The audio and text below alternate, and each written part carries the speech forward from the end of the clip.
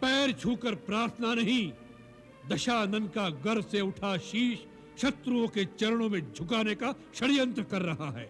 घर का भेद बताने वाले तू बाल्यकाल से ही हमारा विरोधी रहा है। सारी लंका में अकेला तू ही अपनी ढाई चावल की खिचड़ी सदा अलग पकाता चला रहा है। हमें नीति और धर्म सिखाने चला है। जा कुलांगार, घर के भेदी उन वनवासियों को जाकर नीति सिखा जिन पर तेरी घनी प्रीति रही है। जा! युवराज इंद्रजीत, अनुज विभीषण, सेनापति अकंपन, प्रहस्त, महापार्श, दुर्मुख और मंत्रिमंडल के सदस्यगण, आप सब सुन ही चुके होंगे। दोनों वनवासी भाई राम और लक्ष्मण किष्किंधा की वानर सेना के साथ सिंधु के उस पार पहुंच गए हैं। गुप्तचरों का कहना है वो लंका पर चढ़ाई करने की तैयारी में है।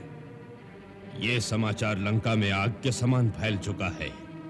प्रजा थोड़ी चिंतित हो रही है कि युद्ध लंका के द्वार तक आ पहुंचा है। पूज्य माल्यवान जी, आपको भी डर लग रहा है क्या? शांत युवराज, माल्यवान हमारे बड़े हैं, बुद्धिमान हैं।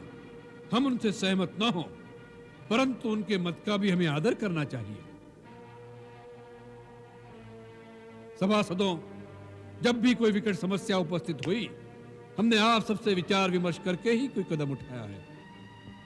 उस दिन सभा में बांध कर लाए गए वानर हनुमान के वध का विचार भी विभीषण की राय ना होने के कारण हमने त्याग दिया। वही तो भूल कर दी।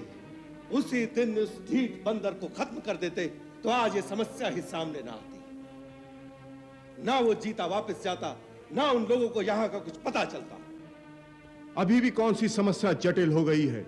समुद्र के उस पार आ जाने का अर्थ यह नहीं कि वो 100 योजन अर्थात 400 कोस का विशाल दुर्गम समुद्र लांघकर सेना के साथ लंका आ जाएंगे। सेनापति अकंपन, कम से कम आप तो ऐसी बात मुख से ना निकालो।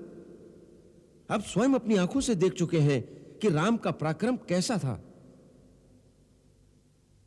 सारे जनस्थान से केवल आप और शूर्पणखा ही युद्ध भूमि से भागकर अपनी जान बचा सके थे।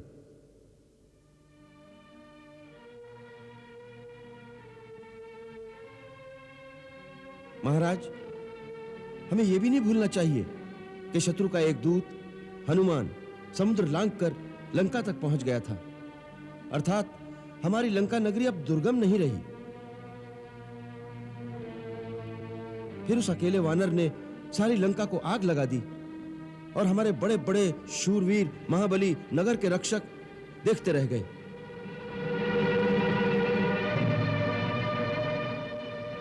इसका अर्थ यह है महाराज कि हमारी सुरक्षा की दीवारें भी अब अटूट नहीं रही। तो तुम ही राय दो विभीषण, हमें क्या करना चाहिए? महाबली लंकेश्वर, श्री रामचंद्र जी ने। विभीषण, शत्रु को श्री लगाकर संबोधित मत करो। क्षमा लंकेश्वर, मेरा मत यह है कि राम के साथ शत्रुता हमने स्वयं मोल ली थी। किसी भी समय पर उन्होंने प्रथम प्रहार नहीं किया। सबसे पहले बहन शूर्पणखा ने ही वहां जाकर छेड़छाड़ की। खरदूषण ने बिना विचारे अपने अहंकार के मद में उनसे शत्रुता का व्यवहार किया। उस पर सबसे बढ़कर अनीतिपूर्ण कार्य किया आपने। उनकी पत्नी का हरण करके, उनकी मान मर्यादा पर प्रहार करके। विभीषण!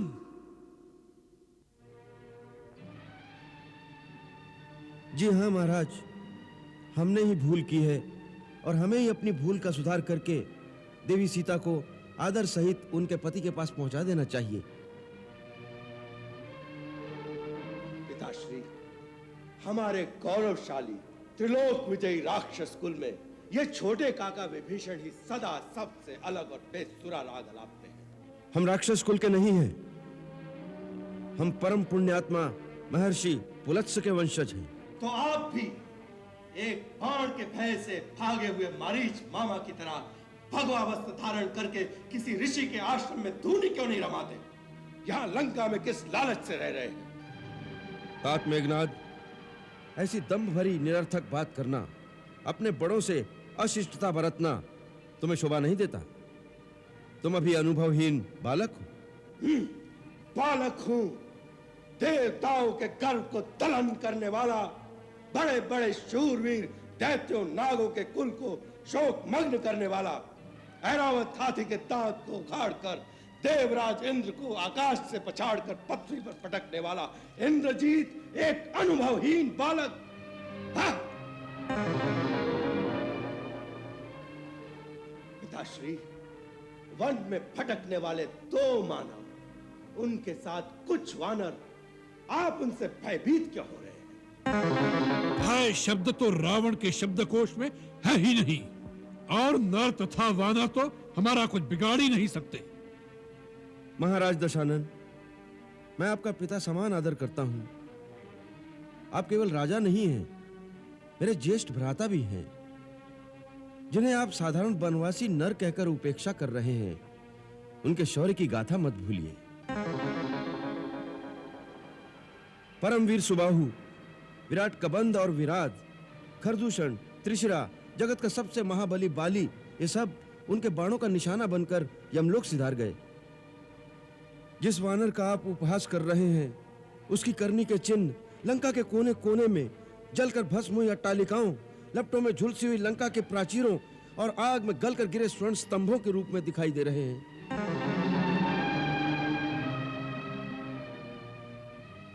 हे तात, मैं अपने समस्त विश्वा वंश के हित की बात कह रहा हूं। हित की बात कर रहे हैं या कायरता का पाठ पढ़ा रहे हैं? मैं धर्म तथा नीति का मार्ग प्रशस्त कर रहा हूं वत्स इंद्रजीत। गलत राय देकर पथ भ्रष्ट करने वाले चाटुकार मंत्रियों से सावधान करना चाहता हूं। सचिव वैद गुरु 3 जौ, प्रिय बोल ही भय आस, राज धर्म तन 3 कर, होई बेग ही नाश। जिस राजा के ऐसे मंत्री गुरु और वैद्य हों, जो उसकी अप्रसन्नता से डरते हुए तथा निजी लाभ की आशा से उसके हित की सच्ची बात नहीं कहते तथा उसे प्रसन्न रखने के लिए केवल मीठी मीठी बातें करते हैं, उस राजा का राज्य, उसका शरीर, उसका धर्म, तीनों का शीघ्र ही नाश हो जाता है।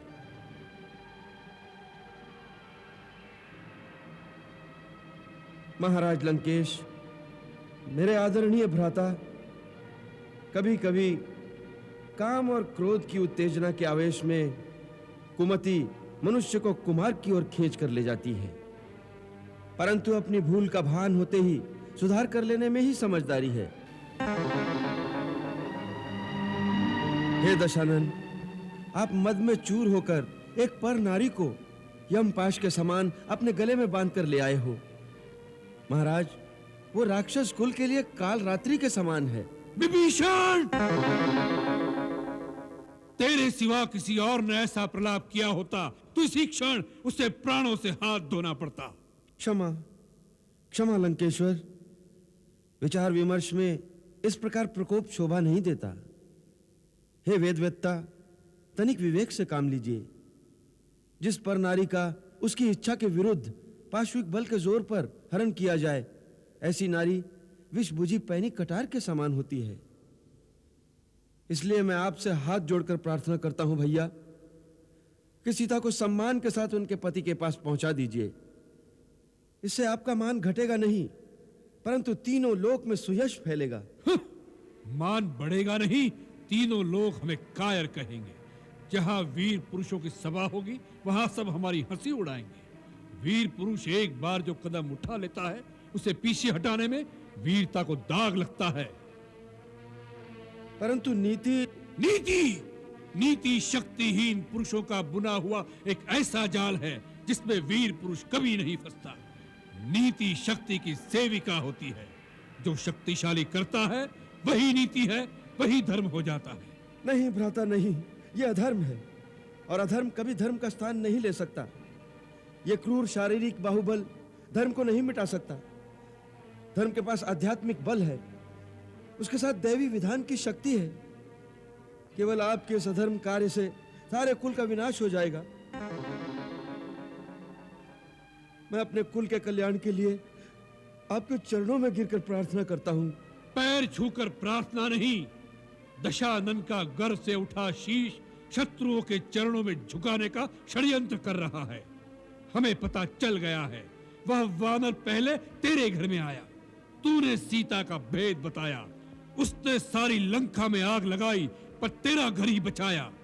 घर का भेद बताने वाले तू बाल्यकाल से ही हमारा विरोधी रहा है। सारी लंका में अकेला तू ही अपनी 2.5 चावल की खिचड़ी सदा अलग पकाता चला रहा है। हमें नीति और धर्म सिखाने चला है। जा कुलांगार, घर के भेदी उन वनवासियों को जाकर नीति सिखा जिन पर तेरी घनी प्रीति रही है। जा। भैया मुझे गलत न समझिए, आप मेरे लिए पिता समान हैं। मैंने निष्कपट और निर्दोष भाव से सदा आपका भला ही चाहा है, सर्वदा आपके कल्याण की कामना की है। इसी भाव से मैं फिर आपके चरण पकड़कर प्रार्थना करता हूँ कि श्री राम त्रिलोकी के स्वामी हैं, उनसे बैर मोल न लीजिए। हट कुल कलंक, जा, मेरी नजरों से दूर हो जा।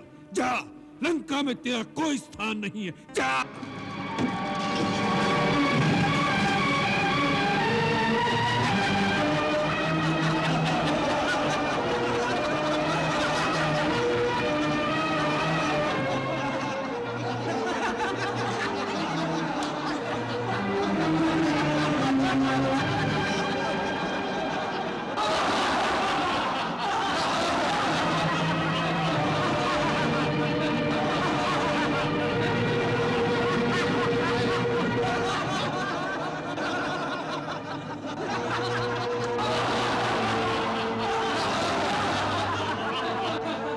मुझ पर हंसने वालों, मुझे तुम पर दया आती है।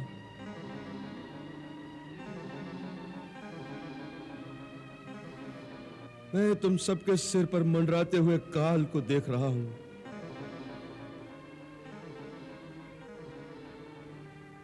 शास्त्रों में लिखा है, विनाश काले विपरीत बुद्धि।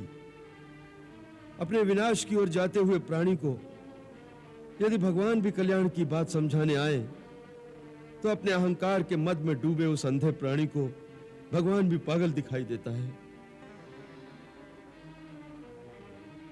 और अपनी दुर्बुद्धि को ही सर्वश्रेष्ठ मानकर आप लोगों की भांति हंसता हंसता अपने विनाश के गर्त में डूबता चला जाता है।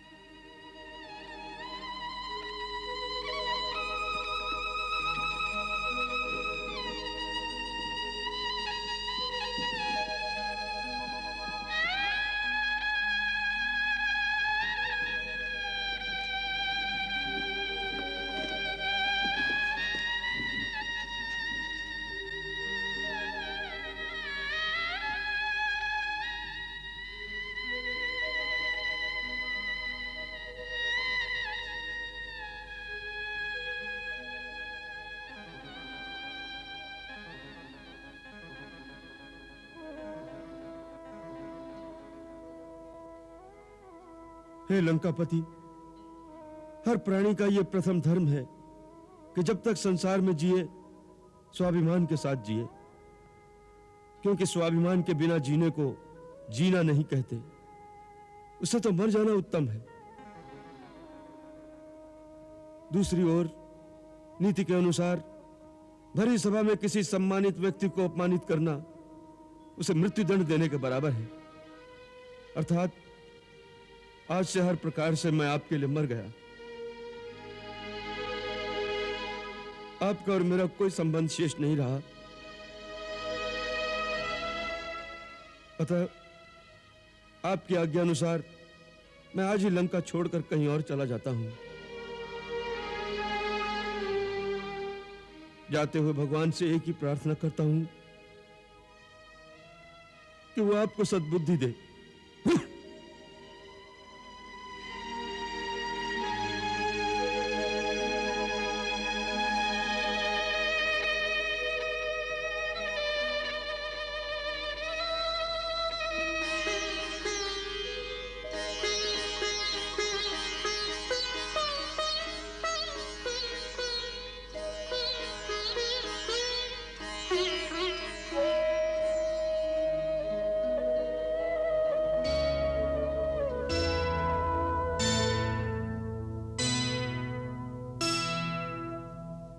अस कही चरा विभीषण जब ही आयुहीन भय सब तब ही।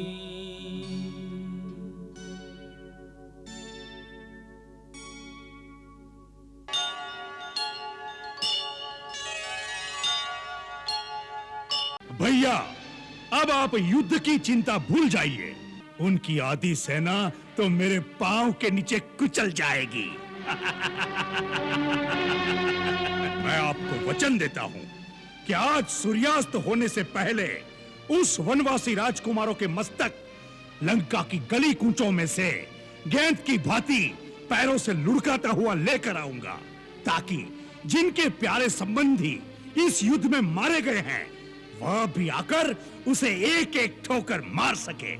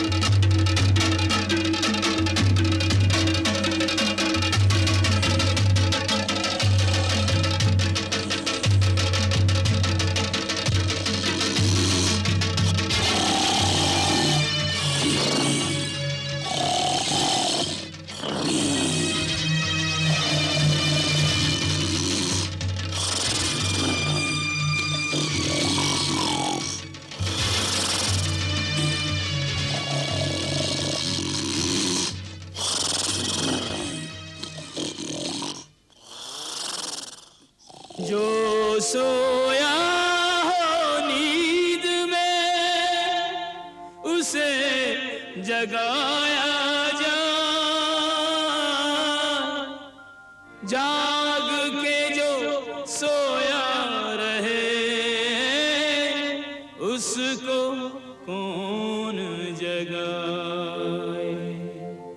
जाग के जो सोया रहे उसको कौन जगाए।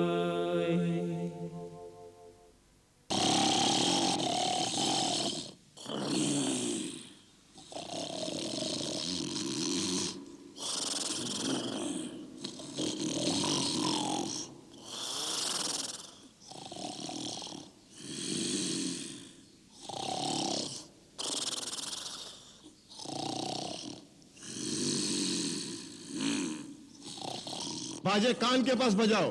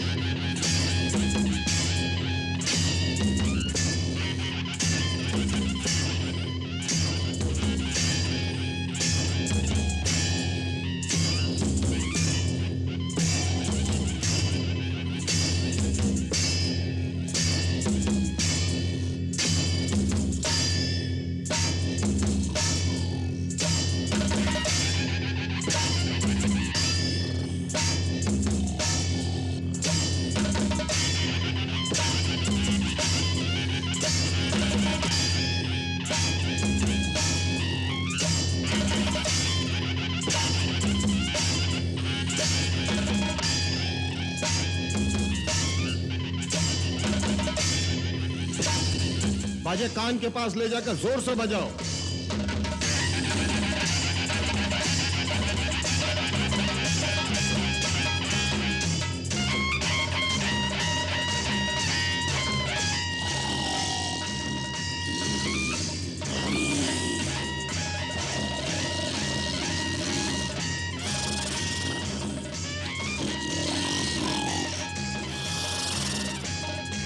और जोर से।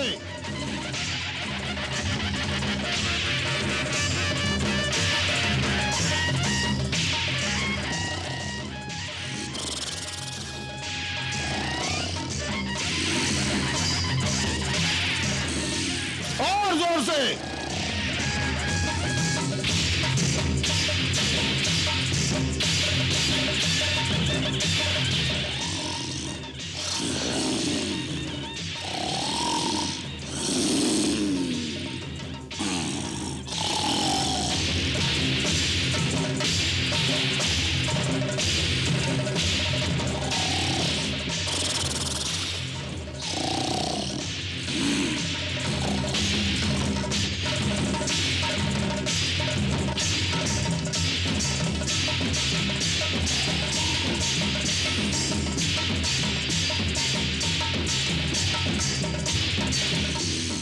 कोई लाभ नहीं।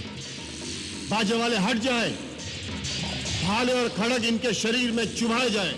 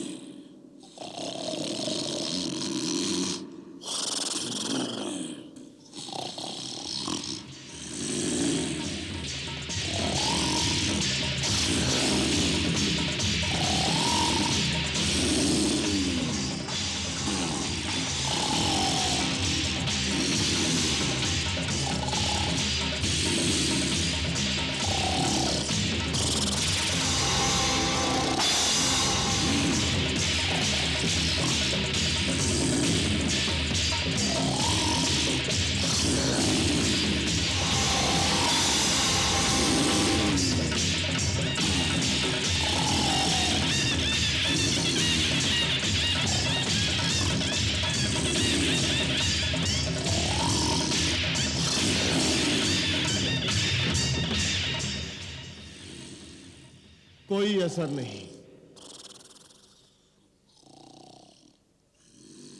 पेड़ और पत्थर लेकर आओ।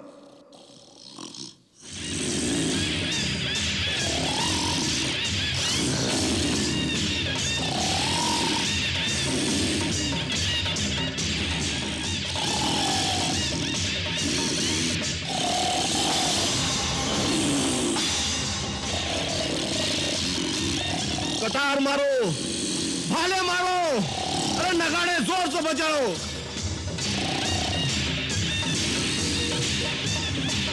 इनको उठाने का प्रयत्न करो, जोर से और जोर से।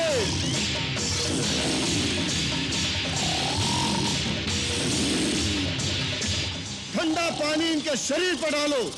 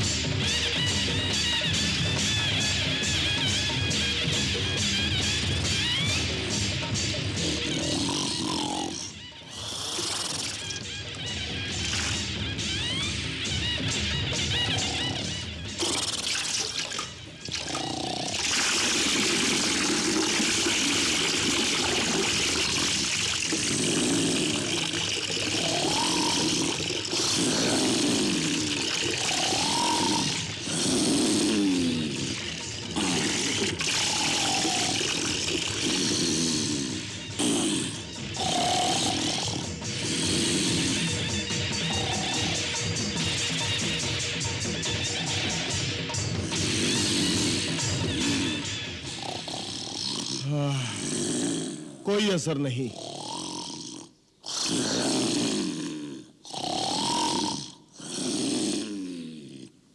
हाथी की चिंगार से जगाओ।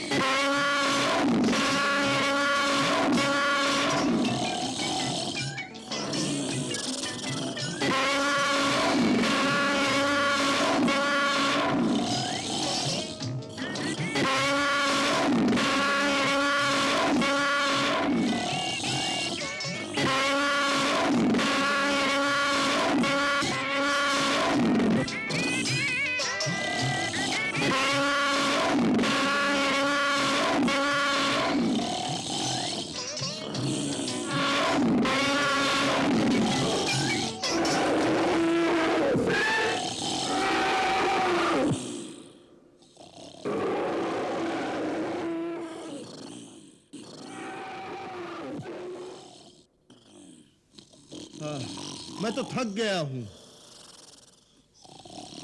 मुझे तो बहुत जोरों से भूख लगी है। आई भूख। महाराज कुंभकर्ण के लिए भोजन का प्रबंध किया जाए। अवश्य उसकी सुगंध से महाराज उठ जाएंगे।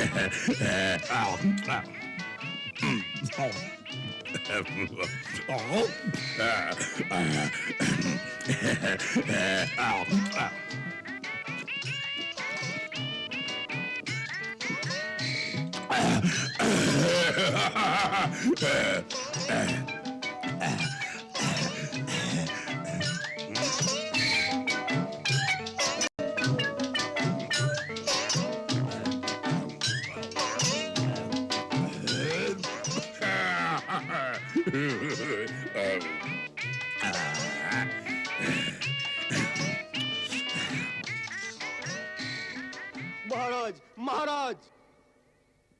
सेनापति विरूपाक्ष, समय से पहले हमें जगाने का साहस तुमने कैसे किया? लंकाधिपति रावण कुशल से तो हैं। जी छोटे राजा, महाराज रावण सकुशल अपने महल में विराजमान है। तो फिर क्या है?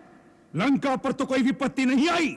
जी, अभी तक तो लंका पूरी तरह सुरक्षित है, परंतु अब उसकी सुरक्षा संकट में है। चारों ओर से सुग्रीव की वानर सेना ने घेर लिया है।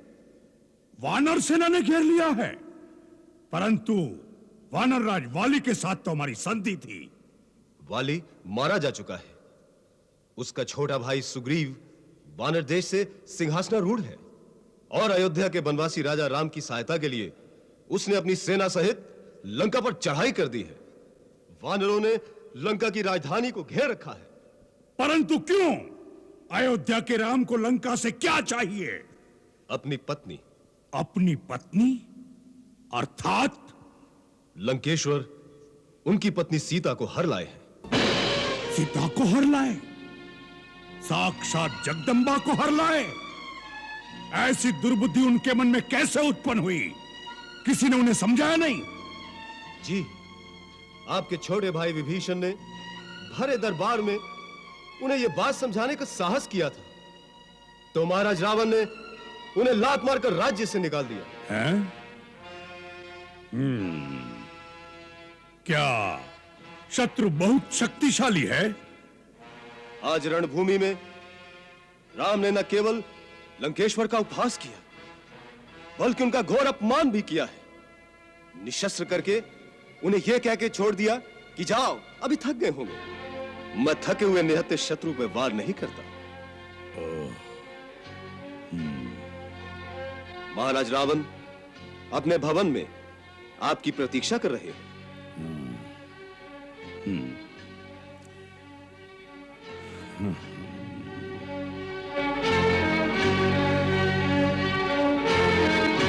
वाह, कुंभकर्ण जाग उठा। जी हां महाराज, श्रीमान कुंभकर्ण नगर से होते हुए आपके दर्शन के लिए पधार रहे हैं। श्रीमान कुंभकर्ण को देखकर नगर में उत्साह की लहर फैल गई है। अब तो चारों ओर उत्साह ही उत्साह दिखाई देगा। हम विलास भवन की छत पर जाते हैं, वीरवर कुंभकर्ण से वहीं मिलेंगे।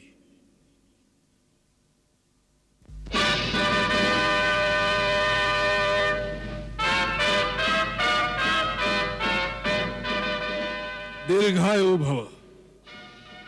महाराज, मुझे जो विरूपाक्ष ने सुनाया है, क्या वह सत्य है कि इस समय वानर सेना ने लंका के गिर्द घेरा डाल दिया है और लंका पर संकट के बादल छाए हुए हैं? हाँ तात, इस समय लंका संकट में आ गई है, इसीलिए तुम्हें असमय में ही जगाया गया है, क्योंकि हम सब की आशा अब केवल तुम पर ही केंद्रित है। शत्रु ने अल्प समय में ही हमारे प्रमुख योद्धाओं को मार डाला है।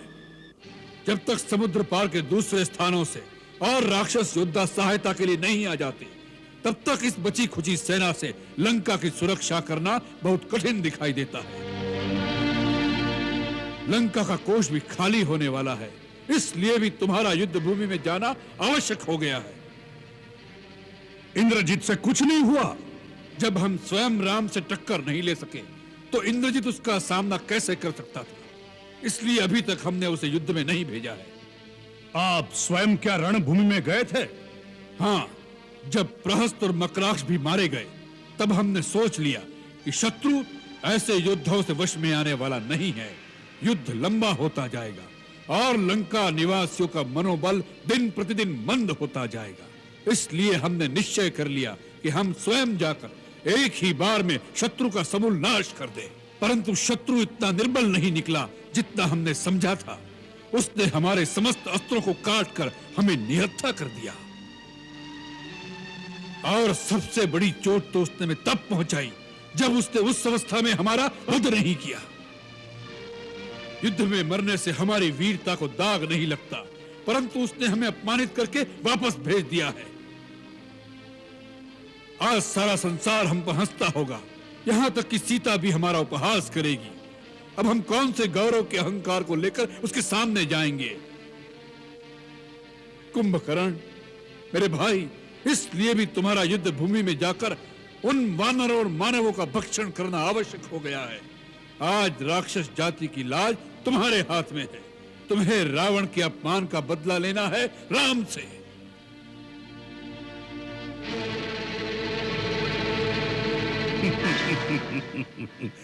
तीनों लोकों का विजेता रावण, जिसके आगे शस्त्रहीन, श्रीहीन और मानहीन होकर रह गया, उस पर भी आपने इस बात पर ध्यान नहीं दिया कि वास्तव में श्री राम कौन है। कुंभकर्ण!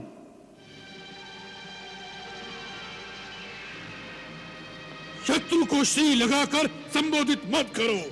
महाराज, आंखें बंद कर लेने से सूर्य का प्रकाश लोप नहीं हो जाता। जो तीनों लोकों के स्वामी हैं, स्वयं श्रीमान नारायण है, उन्हें श्री राम ही कहना पड़ेगा। भैया, शायद आप ये भूल गए हैं कि श्री राम से कई पीढ़ियां पहले इक्ष्वाकु वंश के एक राजा ने आपको श्राप दिया था कि जब स्वयं श्रीमान नारायण हमारे कुल में अवतार लेंगे, तब वह उसी न रूप में आपका विनाश करेंगे। वो बात भी भूल गए जो नारद ने मुझे बताई थी कि विष्णु ने राक्षसों का नाश करने के लिए अयोध्यापति दशरथ के घर जन्म लिया है। भैया, ब्रह्मा की बात भी भूल गए, फिर भी आप महारानी सीता का हरण कर लाए, जो स्वयं लक्ष्मी का अवतार है। हमें अपनी बहन के अपमान का बदला लेना था। हमारे भाई के वध का प्रतिशोध क्या हमारा कर्तव्य नहीं था? तो उस कार्य को वीरों की भांति करते। चोरों की भांति एक स्त्री का हरण करके क्या आपका मस्तक गौरव से ऊंचा हो गया है? शूर्पणखा मेरी भी तो बहन थी। आज मुझे जिस प्रकार उठाया है, उस दिन यह हीन कार्य करने से पहले मुझे जगाते तो मैं आपको बताता कि प्रतिशोध कैसे लिया जाता है। राजा के लिए उचित ही नहीं, यह आवश्यक भी है कि वो हर महत्वपूर्ण कार्य अपने परम विद्वान और सच्चे हितैषी मंत्रियों के परामर्श से ही करे। राजा को चापलूसों और ऐसे स्वार्थी मंत्रियों की बातों में नहीं फंसना चाहिए जो अपना निजी हित और अर्थ स्वार्थ के लिए राजा के साथ अपने देश को भी शत्रु के हाथों बेच सकते हैं। ऐसे ही मंत्रियों के लिए शास्त्र कहता है कि विनाशयन्तो भर्तारम सहिताहा शत्रुभिर्बुधैः विपरीतानि कृत्यानि कारयन्ति ही मंत्रिणा तान भर्ता मित्र संकाशान अमित्रान मंत्र निर्णय व्यवहारेण जानियात सचिवानु उपसंहितान। कुंभकर्ण, यह समय शास्त्र सुनाने का नहीं है। हर बात अपने अपने समय पर ठीक लगती है। यही तो मैं कहना चाहता हूं भैया कि आपने उचित समय पर उचित बात नहीं की। नीति कहती है कि पुरुष को धर्म, अर्थ और काम का सेवन उचित समय पर ही करना चाहिए। जैसे प्रातः काल धर्म का, मध्याह्न काल में अर्थ सेवन का और रात्रि में काम सेवन का विधान है। इन तीनों में भी धर्म श्रेष्ठ है। अतः जहां अर्थ और काम का सेवन धर्म विरुद्ध हो, वहां उन दोनों की उपेक्षा करके धर्म के अनुसार ही चलना चाहिए। सीता का हरण करते समय आपने धर्म और अधर्म की बात नहीं सोची। मंदोदरी भाभी और विभीषण की नीति और धर्मयुक्त बात नहीं सुनी। केवल अपनी काम वासना की पूर्ति का बहाना ढूंढा है आपने। इसी का यह फल है जो आज सारे लंकावासी भोग रहे हैं। एक गुरु या आचार्य की भांति हमें उपदेश सुनाना है तो जाओ, जाकर फिर से सो जाओ। हमें तुम्हारी कोई आवश्यकता नहीं है। यह समय है संकट का। इस समय तुम्हारा क्या कर्तव्य है, वही बात करो। मान लिया हमने भ्रम से नारायण को नहीं पहचाना, मान लिया अपने चित्त के मोह में एक स्त्री का हरण कर लिया, मान लिया अपने गौरव और अहंकार में हमने किसी का परामर्श नहीं सुना। इन सब बातों की चर्चा करने से इतिहास पीछे नहीं मुड़ जाएगा। जो बीत गया बुद्धिमान उसका शोक नहीं करते, भविष्य की चिंता कर्मयोगी नहीं करता। इस समय इस क्षण क्या करना है उसका ही निश्चय आवश्यक हो जाता है। तो निश्चय कर लो कि तुम्हारा अपनी जाति के प्रति, अपने भाई के प्रति कुछ कर्तव्य है या नहीं। तुम हमें शास्त्र सुना रहे थे। अरे शास्त्र में तो यह भी लिखा है कि यदि भाई ने कोई पाप भी किया हो, वह अपराधी भी हो, तब उस संकट में जो उसका साथ दे वही भाई कहलाने योग्य होता है। अपराधी को तो शिक्षा सभी दे सकते हैं, परंतु भाई वही है जो संकट में साथ खड़ा रहे, सहायता करे, शिक्षा न दे।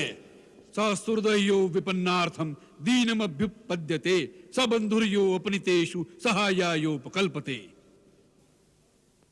सोच लो, रावण के कारण ही सही, परंतु रावण के साथ राक्षस जाति का विनाश हो जाए, यह तुम्हें स्वीकार है या नहीं? तर्क का समय नहीं है। यदि मन में कोई संशय है, यदि कर्तव्य का पथ साफ दिखाई नहीं देता, तो युद्ध में जाने से कोई लाभ नहीं। जाओ, जाकर सो जाओ। रावण को अपनी आन निभाना और शान के साथ जीना और मरना दोनों आते हैं। जाओ।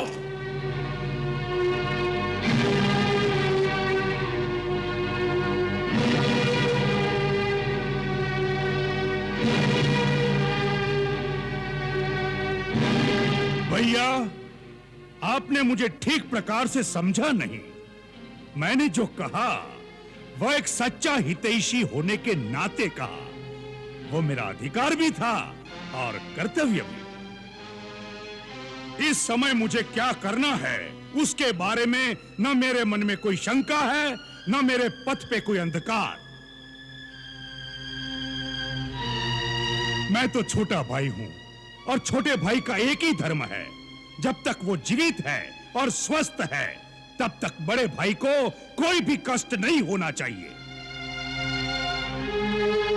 उसके जीते जी यदि बड़े भाई को चिंता रहे या वो संकट में आ जाए, तो छोटे भाई पर धिक्कार है। छोटा भाई मित्र भी है और सेवक भी है।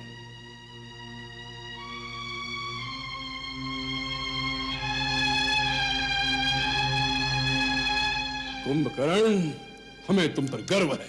तुम राक्षस जाति की नाक हो। भैया, अब आप युद्ध की चिंता भूल जाइए। मैं आपको वचन देता हूं कि आज सूर्यास्त होने से पहले उस वनवासी राजकुमारों के मस्तक लंका की गली कूचों में से गेंद की भांति पैरों से लुढ़काता हुआ लेकर आऊंगा, ताकि जिनके प्यारे संबंधी इस युद्ध में मारे गए हैं, वह भी आकर उसे एक एक ठोकर मार सके।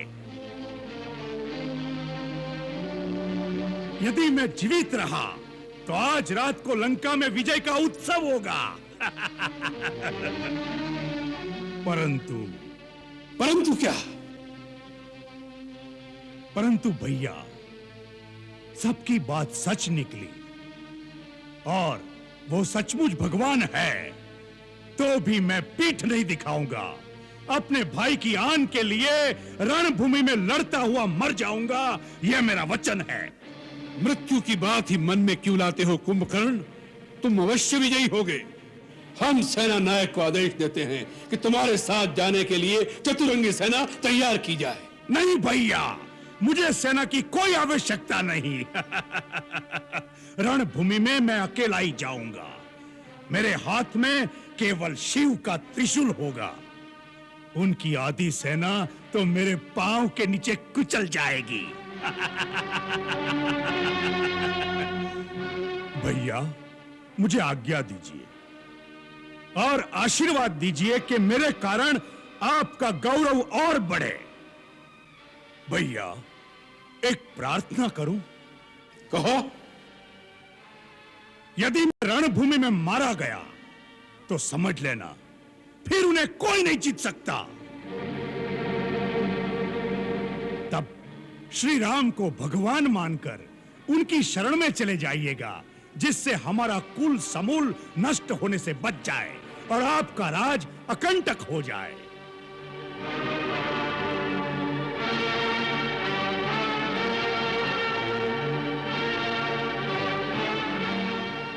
प्राणी जब अपने कुटुंबी जनों के साथ बैठकर ऐश्वर्य भोगता है तभी वह प्रसन्न और संतुष्ट हो जाता है।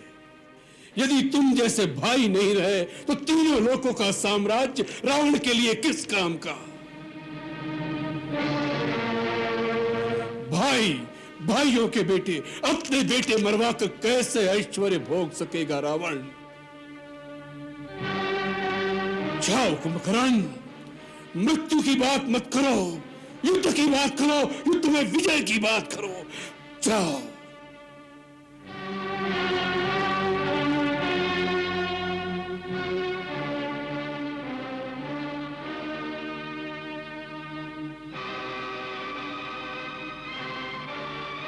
भैया, मुझे आशीर्वाद दीजिए।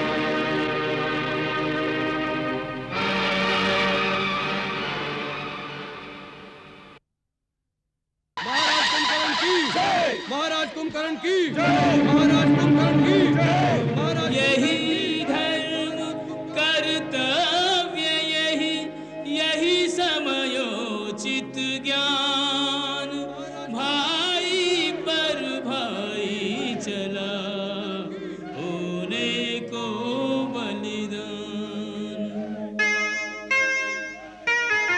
रणवीर मत माता चला, भुजदंड लहराता चला, रणवीर मधमाता चला, कंपित धरा पदभार से, नभ गूंजता हुंकार से, नभ गूंजता हुंकार से। सेना में भगदड़ मच गई, भयभीत हो भागे सभी। ये कौन भीषण काय है, पग पग जो बढ़ता आए हैं। ये कौन भीषण काय है, इस ओर बढ़ता आए है। ये क्या? क्या रावण ने कोई मायावी रूप धारण किया है?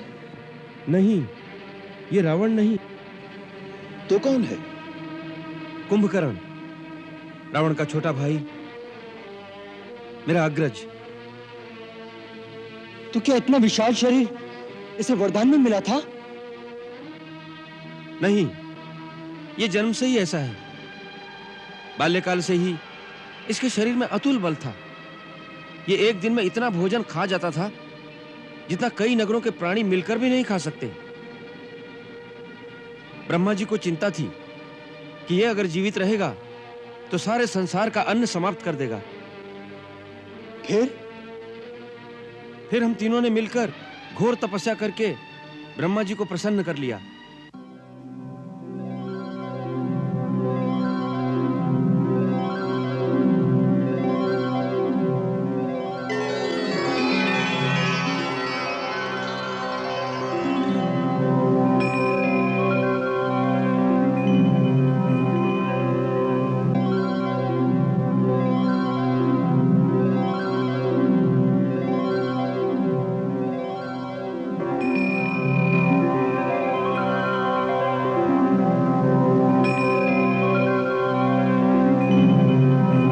ब्रह्मा जी ने तीनों से वर मांगने के लिए कहा तब कुंभकर्ण इंद्रासन मांगना चाहते थे।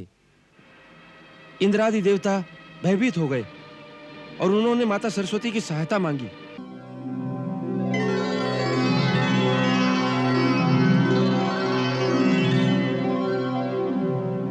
माता, मेरी रक्षा करो। कुंभकर्ण घोर तपस्या करके ब्रह्मा जी से वरदान में इंद्रासन प्राप्त करना चाहता है। आप उसकी जीवा पर वास करके उसे इंद्रासन के बदले निद्रासन बुलवाने की कृपा करें। वर मांगते समय देवी सरस्वती उनकी जिह्वा पर बैठ गई।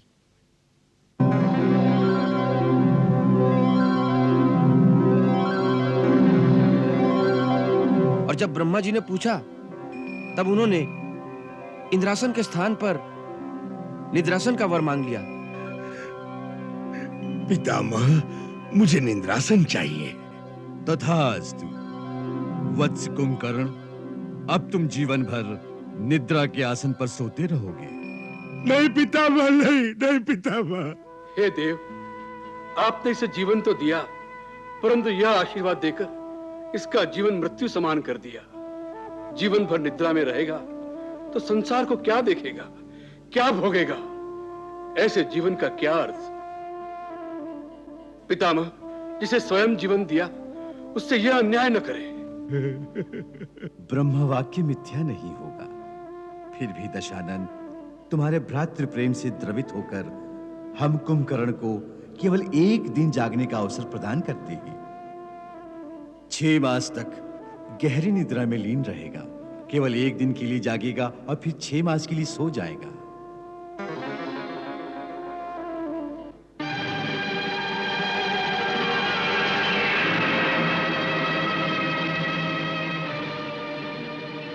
तो क्या इसके 6 मास आज ही समाप्त हुए? नहीं, अभी 6 मास समाप्त नहीं हुए। रावण ने आपत्ति काल जानकर इसे बलपूर्वक जगा दिया है।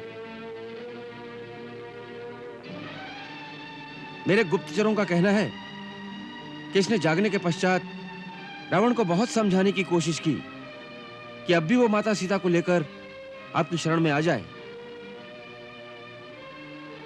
परंतु रावण ऐसी कोई बात सुनना नहीं चाहता और इसे युद्ध में भेज दिया है, क्योंकि कुंभकर्ण एक ही दिन में सारी वानर सेना को खाकर समाप्त कर सकता है। तब तो अति शीघ्र इस दैत्य को समाप्त कर देना चाहिए। भैया, मुझे आज्ञा दीजिए। नहीं लक्ष्मण, इसे ब्रह्मा जी का वरदान प्राप्त है, इसके लिए हमें स्वयं जाना होगा। यदि आपकी अनुमति हो तो मैं जाऊं प्रभु? नहीं महाराज विभीषण, हमने आपको लंका के राज सिंहासन पर बिठाने का वचन दिया है, आपके जीवन को संकट में नहीं डालेंगे। हम ये भी नहीं चाहते कि भाई के हाथों भाई का वध हो।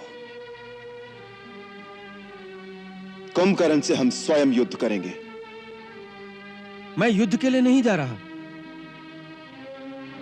मैं तो अपने कुंभकर्ण भैया को समझाना चाहता हूं कि वो अधर्म का साथ छोड़कर आपकी शरण में आ जाएं। यदि आपकी आज्ञा हो तो मैं जाऊं? प्रभु, महाराज विभीषण का विचार उचित है। यदि हम कुंभकर्ण को अपनी ओर मिला लें तो रावण की तो कमर ही टूट जाएगी। फिर उसके पास मेघनाद के अतिरिक्त और कोई महारथी नहीं रहेगा। यदि ऐसा हो सके तो शायद विनाश रुक जाए। जाइए।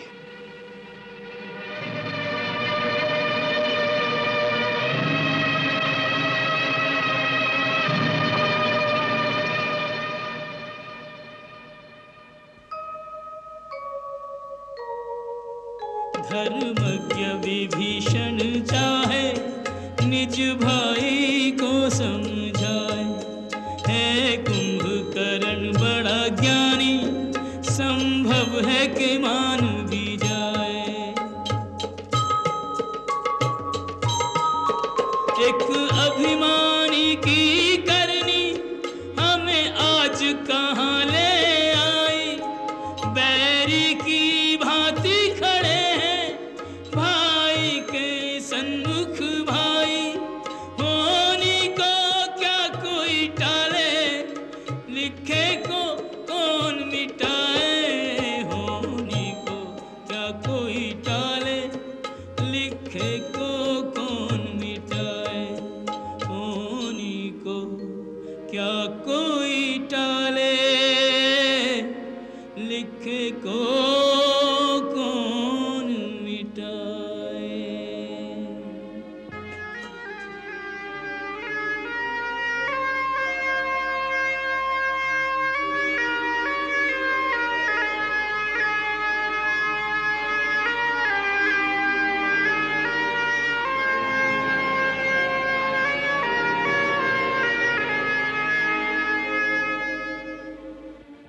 तुझे क्या आशीर्वाद दूं?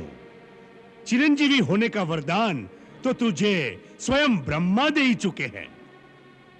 मुझे इतना ही वरदान दीजिए भैया कि मैं सदा धर्म और नीति के मार्ग पर ही चलूं। मैं कभी अधर्म के मार्ग पर न जाऊं। ये वरदान भी तू ब्रह्मा से पा चुका है। ऐसा लगता है कि अब इन बातों के पर्दे में तुम अपने धर्म विरुद्ध कार्य को छुपाने की चेष्टा कर रहे हो। मैंने कोई भी कार्य धर्म विरुद्ध नहीं किया। क्या धर्म है, क्या अधर्म है, इसकी व्याख्या देश और काल के अनुसार सबकी अलग अलग होती है। नहीं, सत्य एक ही है। वो हर स्थान हर काल में एक ही होता है। सत्य ही शाश्वत धर्म है, इसलिए उसकी व्याख्या भी एक ही हो सकती है। अपने पांडित्य से मुझे मत भरमाओ विभीषण। तुम अच्छी प्रकार जानते हो कि जीवन में कई बार वह अवसर आता है जिसे धर्म संकट का समय कहते हैं। जब यह निर्णय करना कठिन हो जाता है कि उस समय प्राणी का क्या धर्म है, क्या कर्तव्य है, ऐसे ही अवसर पर हर प्राणी अपने अपने संस्कारों के अनुसार ही अपने अपने धर्म का निश्चय करता है। जैसे तुमने अपने भाई, अपने कुल और अपने देश को त्यागना ही अपना धर्म समझा है, और मैंने भाई, कुल और देश के लिए अपने प्राण न्योछावर करना अपना धर्म समझा है। मैंने अपने भाई को नहीं त्यागा। मुझे मेरे भाई ने भरी सभा में ठोकरें मारकर अपमानित करके त्याग दिया है। मैं उनके और उनके कुल के हित की ही बात समझा रहा था कि परदारा हरण हमारा काम नहीं। इसलिए श्री राम से विरोध त्याग कर देवी सीता को वापस दे दो और अपने कुल और अपनी जनता की रक्षा करो। मैं उन्हें अधर्म के मार्ग से हटाना चाहता था, परंतु कामवश उन्हें अधर्म ही प्यारा था। इसमें मेरा क्या दोष है?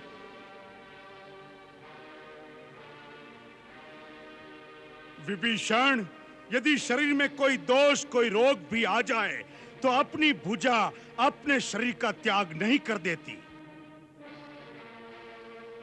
भाई भाई की भुजा होता है। तूने भैया से अलग होकर उनकी एक भुजा काट दी। यदि पराजय हुई तो इसकी पराजय का कारण तू होगा, तू। नहीं, मैं उनकी पराजय की नहीं, उनकी विजय की बात समझा रहा था। मैं उनके सामने सुमति, सन्मार्ग और श्री राम से संधि का प्रस्ताव लेकर आया था। मैं इस समय यह प्रस्ताव आपके सामने भी लेकर आया हूं। भैया, लंका का जो राज्य श्री राम ने मुझे प्रदान किया है, वो राज्य मुझे नहीं चाहिए। वो राज्य मैं आपको समर्पण करता हूं। परंतु आप इस संहार को रोकिए, क्योंकि इससे सारी राक्षस जाति का विनाश हो जाएगा, और इसका कारण है महाराज रावण का दुराचरण। आप भी तो इस दुराचरण से सहमत नहीं हैं भैया? बोलिए। हाँ, मैं उनसे सहमत नहीं हूं। तो फिर हमारी ओर आ जाइए। दुष्कर्म और दुराचार के लिए अपने बंधु को भी दंड देना अधर्म नहीं है। यदि इस समय आप उनका साथ छोड़ देंगे तो संभव है वो स्वयं ही सीधी राह पर आ जाएं। भैया, इस समय यही आपका धर्म है।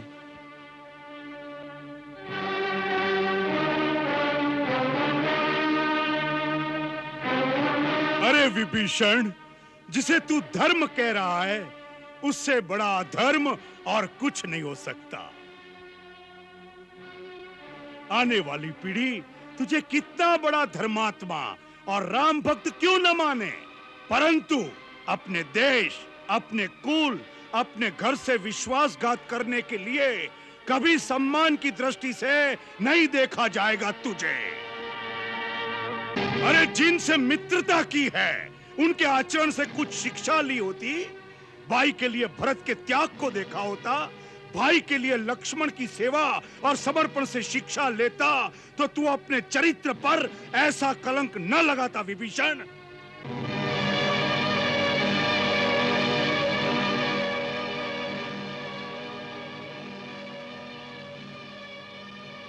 भरत और लक्ष्मण के चरण चिन्हों पर चलने के लिए श्री राम जैसा आदर्श और मर्यादा पुरुषोत्तम भाई भी होना चाहिए। अरे अच्छे के साथ तो सभी अच्छे रहते हैं, फिर भाई और भाई का रिश्ता क्या? विभीषण, इस युद्ध में क्या भैया अकेले ही मर जाएंगे? उनके साथ मरने वाला और कोई भाई नहीं होगा? अरे दृश्य तो वह होगा कि जहां रावण का मृत शरीर होगा, उसके चारों ओर उसके भाइयों, उसके पुत्रों के मृत शरीर उसकी शोभा बढ़ा रहे होंगे, जिसे देखकर देवता भी मस्तक झुका देंगे। जाओ विभीषण, अपने स्वामी राम को सावधान कर दो। अब सामना खर और दूषण से नहीं, त्रिशीला और वाली से कपट युद्ध नहीं, सामना आज अजय पर्वत के समान अभेद्य कुंभकर्ण से है, जिसकी हुंकार से विधाता ब्रह्मा भी थर्रा उठा था। कुंभकर्ण इस बात की वह चट्टान है जिससे टकराकर उनके बाणों की नोक टेढ़ी होकर उन पर ही प्रहार करेगी। तीर, तलवार, गदा और भाले टूट-टूट कर गिर जाएंगे।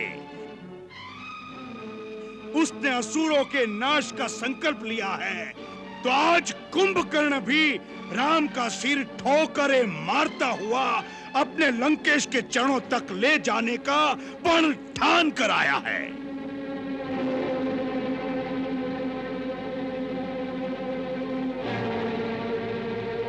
जा, जा मेरे भाई, तू निहत्था मेरे सामने मत खड़ा रहे। मुझे अपना पराया नहीं सूझ रहा, अपने आपे में नहीं हूं अब मैं। इस समय मौत मेरे सिर पर तांडव मचा रही है, मरने मारने के सिवा कुछ सूझ नहीं रहा। जा, चला जा अपने स्वामी की ओर से, तू युद्ध कर। अपने राजा, अपने भाई के लिए मैं युद्ध करूं। इस समय यही हमारा धर्म है, यही हमारा कर्तव्य है, यही हमारा लक्ष्य है। जा, जा मेरे भाई, मेरे मित्र, मेरे शत्रु, जा।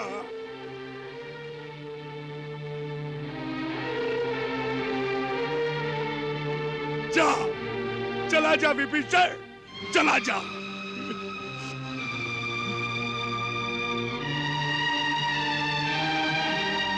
जा, चला जा विभीषण, चला जा।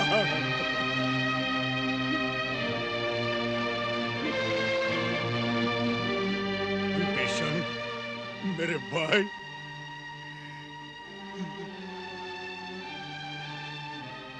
यदि हम सबका मरण निर्धारित है, तो विश्रवा वंश के विनाश के पश्चात हम सबका क्रियाकर्म शास्त्रोक्त रीति से करके अपने कर्तव्य का पालन भी करना, क्योंकि तू अकेला ही बचेगा। भाई से बिछड़ता है भाई, कोई इससे बड़ा आघात नहीं, पर धर्म पे प्राण निछावर हो, ये कम सौभाग्य की बात नहीं। रण में तो भविष्य अनिश्चित है, जीना मरना निज हाथ नहीं, किस तीर पे किसका नाम लिखा, ये बात किसी को ज्ञात नहीं।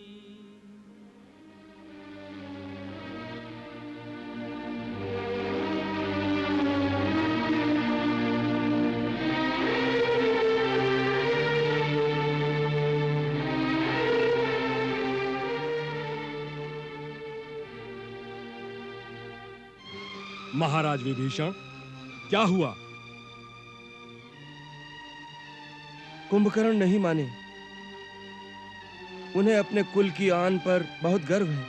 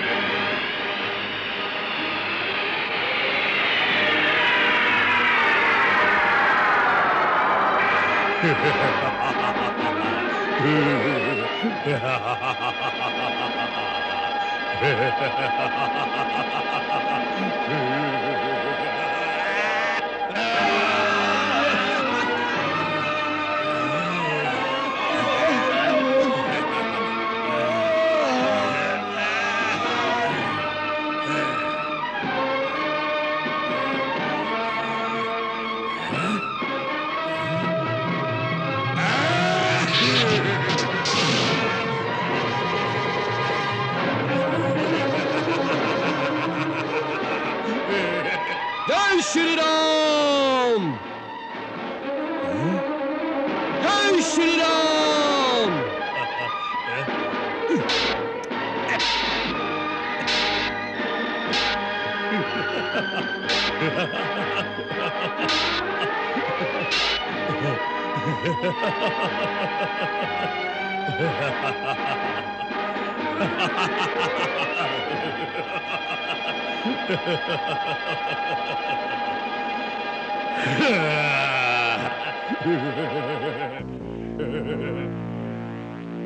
परम बलशाली दिखाई देते हो वानर।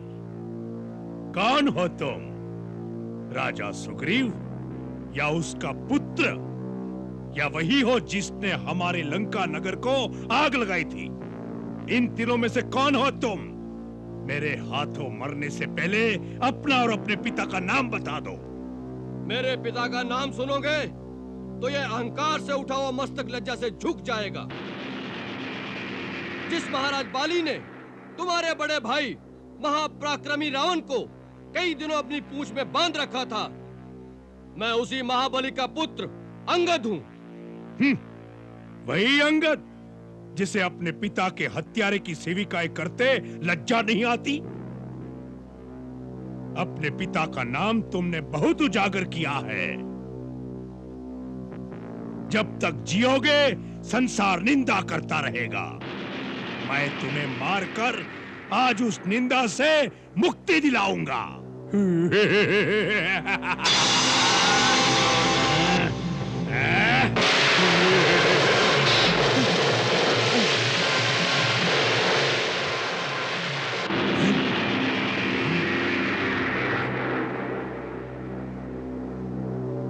दो योद्धाओं के बीच आने वाले तुम कौन हो?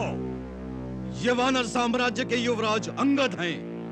इनकी रक्षा करना मेरा कर्तव्य है। तुम राजा सुग्रीव हो? नहीं, मेरा नाम हनुमान है। हनुमान तो तुम ही हो लंका का संहार करने वाले। आज कुंभकर्ण तुम्हारी सेवा का पारितोषिक तुम्हें देगा। पारितोषिक तो तब दोगे जब मेरे हाथों जीवित बचोगे।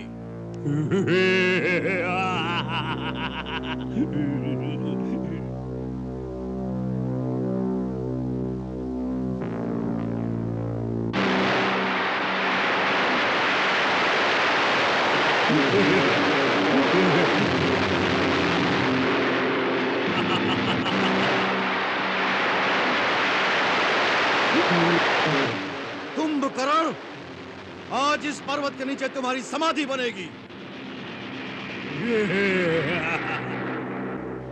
मैं तुम्हें इसका भी अवसर देता हूं। अपने मन की इच्छा पूरी कर लो हनुमान, और मैं वचन देता हूं कि यदि मैं इस शिला के आघात से तनिक भी विचलित हुआ तो अपनी हार मानकर नगर में वापस चला जाऊंगा। फिर कभी युद्ध भूमि में नहीं आऊंगा। फेंको, फेंको अपनी पूरी शक्ति के साथ, फेंको।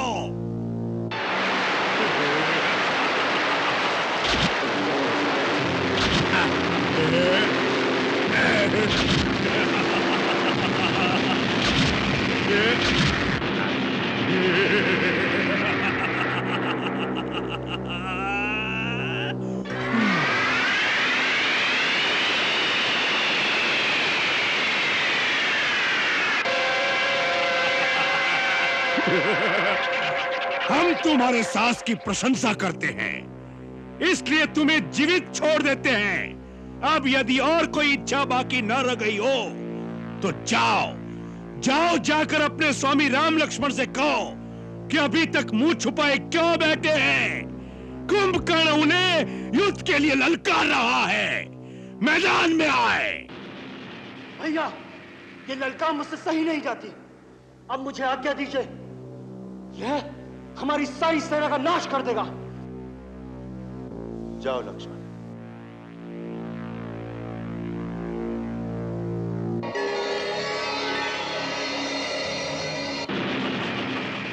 इन बेचारों पर क्यों शक्ति दिखा रहे हो? इधर लक्ष्मण के सामने आओ।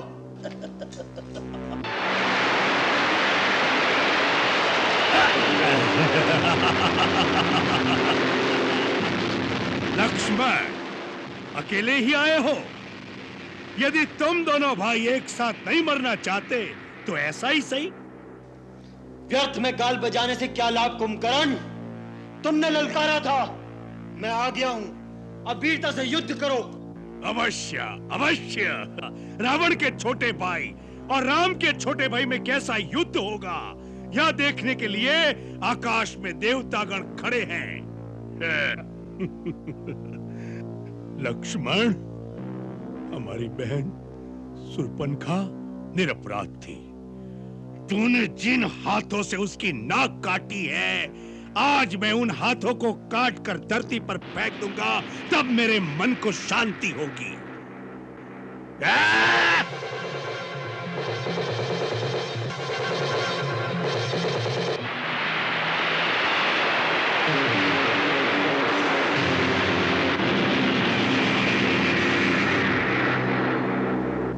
इस अस्त्र को केवल शिव ही काट सकते थे, आज तुमने काटा है। हम तुम्हारी प्रशंसा करते हैं, परंतु अब इस अस्त्र को नहीं तोड़ पाओगे।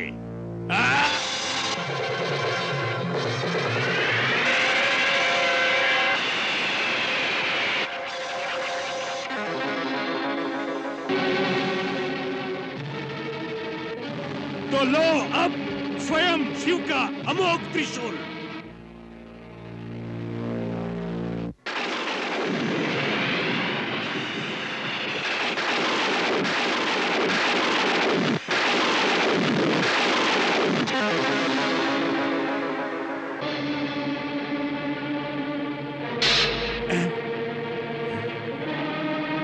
कौन हो तुम? मैं हूं वानर राज सुग्रीव, तेरा काल। अच्छा हुआ तुम मेरे हाथ लग गए।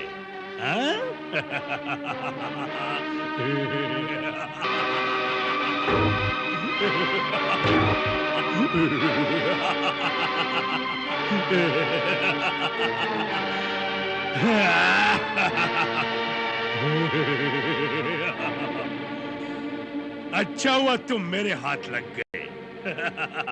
चलो वानर राज, तुम्हें ले जाकर महाराज रावण के चरणों में डाल दूंगा। तुम्हें छुड़ाने के लिए तुम्हारी सेना को हथियार डाल देने पड़ेंगे। चलो।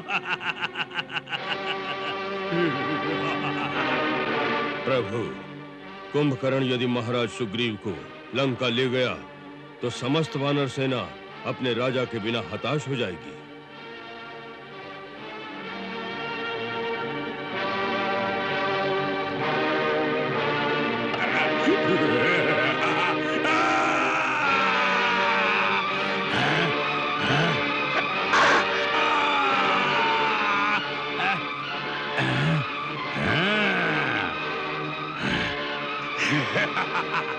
तो तुम भी आ गए, बहुत अच्छा किया।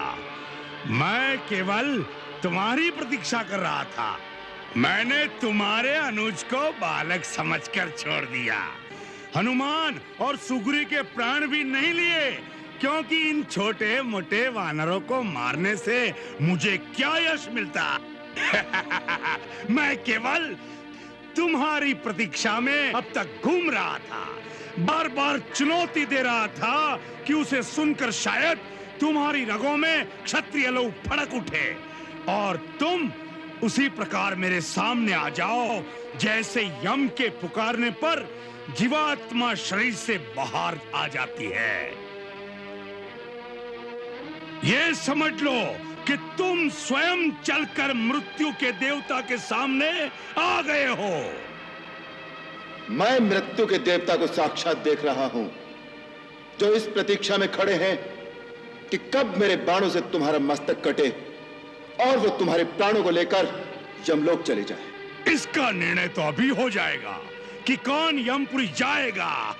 इसका निर्णय तो उसी समय हो गया था जब तुमने विभीषण के परामर्श को ठुकराकर हमारी शरण में आना स्वीकार नहीं किया। हमने तभी समझ लिया था कि तुम्हारे पापों का फल अभी बाकी है, जिसके कारण तुम मुक्ति के द्वार तक आकर भी मृत्यु के द्वार की ओर मुड़ गए। मृत्यु का द्वार देखना चाहते हो तो या लो।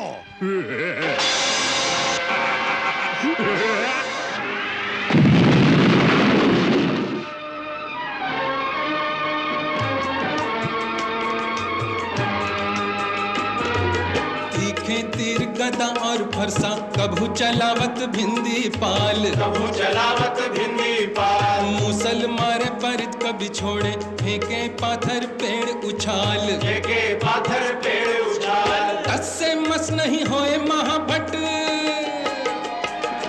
तस से मस नहीं होए महाभट, जैसे कोई गिरिराज विशाल। कुंभकर्ण शिव जी के सूल पे बार प्रहार रहो है संभाल, शिव के एक अकेले ही सूल पे बार प्रहार रहो है संभाल। खट खट खट खट खड्ग बजे और तीखे तीरन की बौछार, तीरन की बौछार। देव महारन देख रहे अरु देवन भेंट किए हथियार, देवन भेंट किए हथियार। एक से एक महाबली जोधा, एक से एक महाबली जोधा, कहू न कहू से मानत हार। जब तक चाहे खेल करे, जब चाहे राम करे संहार, जब तक चाहे खेल करे, जब चाहे राम करे संहार।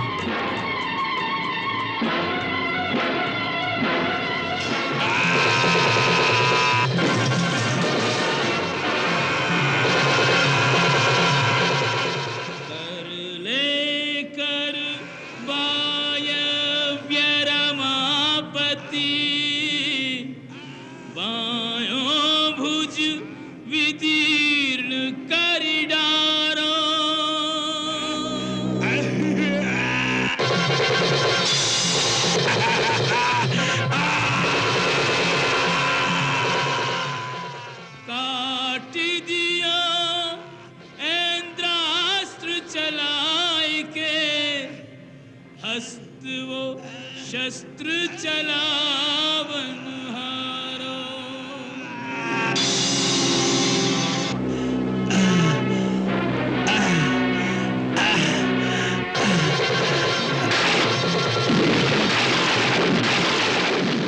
शीश समुद्र में जाए गिरो, जगदीश्वर ने ब्रह्मदंड जो मारो। पापी को साथ दियो यही कारण, मारो गयो निर्दोष बेचारा।